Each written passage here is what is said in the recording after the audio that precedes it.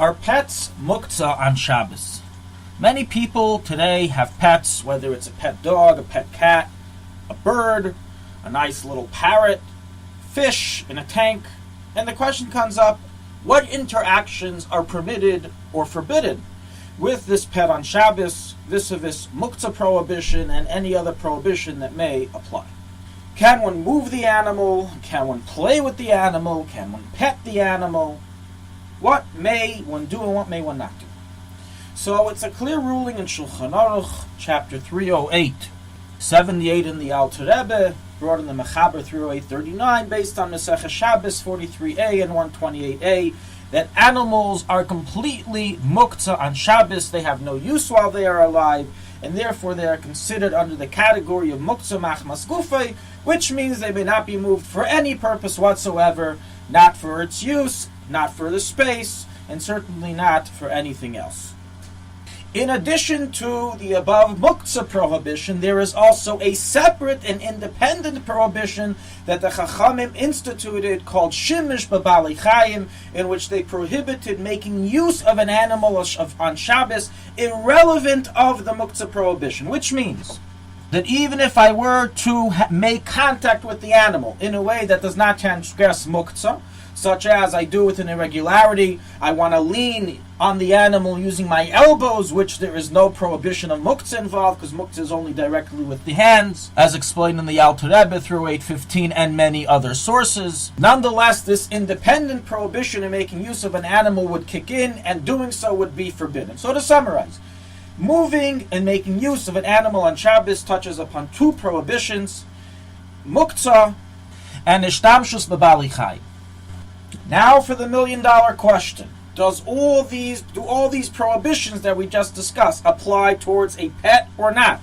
Are they referring to farm animals, animals you find on the street, or any animal that exists no matter what?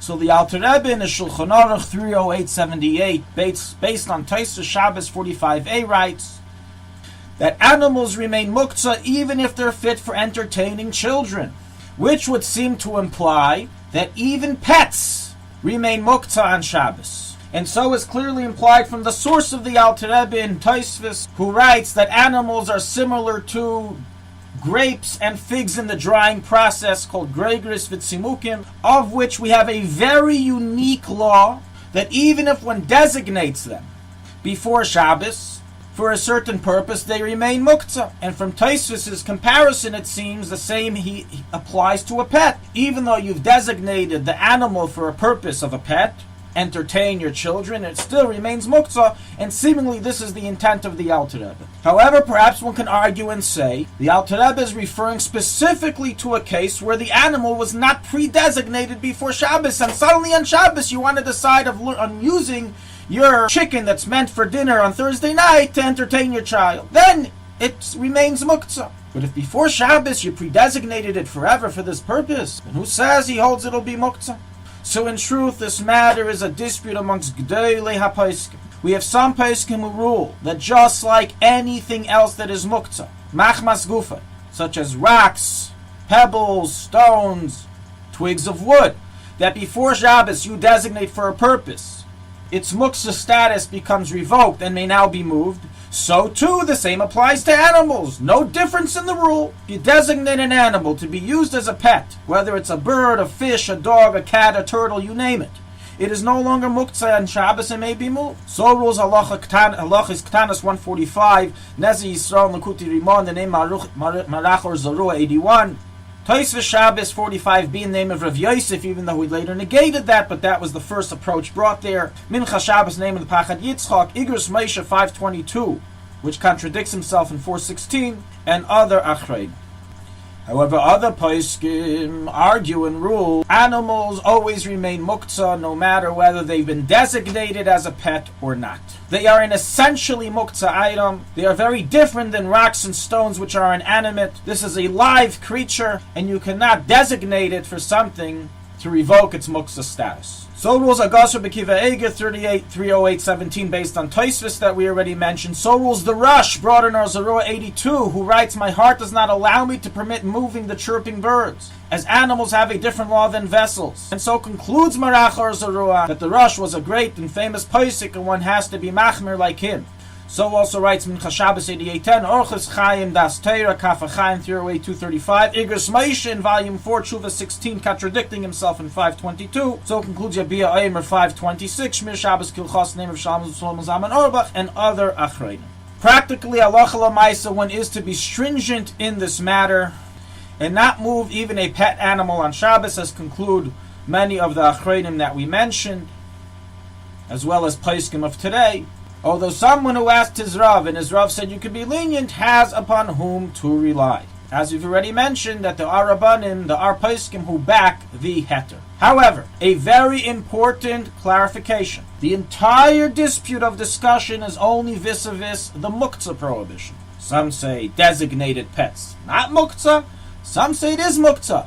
But no one has ever revoked the separate and independent prohibition against making use of an animal on Shabbos, which remains intact, irrelevant of the Muktzah laws. And therefore, even according to all the lenient opinions that we brought, it remains absolutely forbidden on Shabbos, even if your Rav tells you that it's not Muktzah, to make use of the pet on Shabbos, such as to ride on it or cuddle with it for one's benefit, and the like, as this is considered a shtamshus b'balachayim and is independent of the Muktzah restrictions. So writes Mincha Shabbos 88:10, name Pachad Yitzchak, that the dogs that the woman like cuddling with nevertheless remain prohibited for this to be done with them, even though they're not Muktzah, because of shtamshus b'balachayim. So also writes Oz Nidbru in the end of his tshuva there. Based on all the above, it is forbidden to pet an animal on Shabbos, both due to the prohibition of Muktzah, and even if it's your pet, you're not allowed to do so based on the stringent approach that we brought. And even according to the lenient approach, it will not leave the definition of making use of an animal, which is forbidden according to everyone. In Meretz Hashem, we will further discuss this issue in a different halacha. To summarize, according to all, it's forbidden to make use of a living creature on Shabbos by leaning, riding, or cuddling with it, including pets.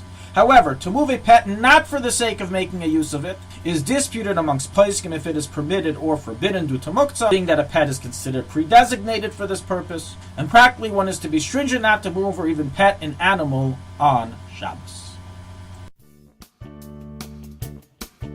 Thank you for listening to Shulchanaruchharav.com. Our free services of making Torah knowledge available to the public depends on donors like you. Please help us continue our work through making even a small contribution at www.shulchanaruchharav.com under the Daily Halacha Dedication section or in the subscription page. Also, check out our online courses and many sefarim available for purchase that will both enhance your Torah knowledge and help support our work.